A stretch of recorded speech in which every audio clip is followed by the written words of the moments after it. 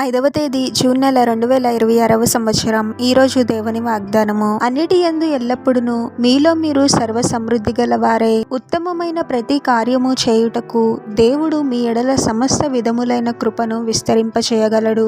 సహోదరి సహోదరులారా, మనకు సమృద్ధిని కలుగచేయు దేవుడు మన ప్రభువు. ఒకసారి జ్ఞాపకం చేసుకుంటే, మనం కొరతలో ఉన్నప్పుడు లేని సందర్భాలలో ప్రభువు ఆశ్చర్యరీతిగా మనకు సహాయం చేసిన పరిస్థితులు ఎన్నో ఉంటాయి. ఏ సమయానికి ఏది అవసరమో ప్రభువునకు తెలుసు. ఆనాడు 5 రొట్టెలు 2 చేపలను ప్రభు ఎలాగైతే ఆశీర్వదించి అభివృద్ధి పరిచాడో, మనకున్న కొంచెమును బట్టి ప్రభువునకు కృతజ్ఞత హృదయాన్ని కలిగి ఉన్నప్పుడు ప్రభువే మనకున్నదాన్ని ఆశీర్వదించి అభివృద్ధి పరుస్తాడు, మనకు సమృద్ధిని కలుగజేస్తాడు. ఎంతో మంది ఈ లోకంలో ఆకలితో అలమటిస్తూ, ప్రతిదినము తినటానికి ఆహారం లేక, ధరించుకోవడానికి తగిన వస్త్రాలు లేక, ఉండటానికి చిన్న ఆశ్రయం లేకుండా కూడా ఎంతో మంది ఉన్నారు. కానీ ప్రభు మనల్ని ప్రతిదినము అద్భుతముగా పోషిస్తూ సమృద్ధిని అనుగ్రహిస్తూ ఉన్నాడు. ఈ రోజు మనం ఇలా ఉన్నాము అంటే అది కేవలం ప్రభు యొక్క కృప మాత్రమే. ప్రభు మనల్ని ఆశీర్వదించినప్పుడు మనం ఇతరులకు కూడా ఆశీర్వాదకరంగా ఉండాలి. ఇప్పుడు మన గురించి మనం ఆలోచించడమే కాదు, కానీ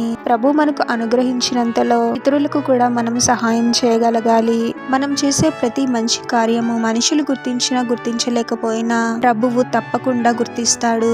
ఇతరులకు మనం సహాయం చేసినప్పుడు ఆశ్చర్యరీతిగా మనము కూడా ఆశీర్వదింపబడతాము.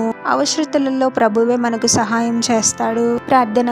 పరిశుద్ధుడు ప్రభువా, మీ పరిశుద్ధమైన నామమునకు తరతరములు యుగయుగములు మహిమ కలుగును గాక. మరొక నూతన దినంలోనికి మమ్మల్ని క్షేమంగా ప్రవేశింపచేసిన దేవా, మీకే స్తోత్రం తండ్రి. ఎన్నోసార్లు అవసరతలలో ఉన్నప్పుడు మీరే మాకు అద్భుతంగా సహాయం చేశారు తండ్రి. లేమి పరిస్థితులలో కూడా సమృద్ధిని దయచేశారు తండ్రి.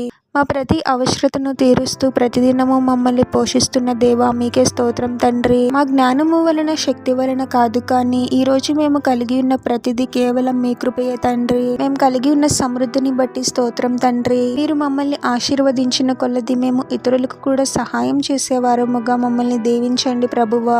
ఇతరులకు ధారాళముగా ఇవ్వగలిగే మనసుని అనుగ్రహించండి ప్రభువా.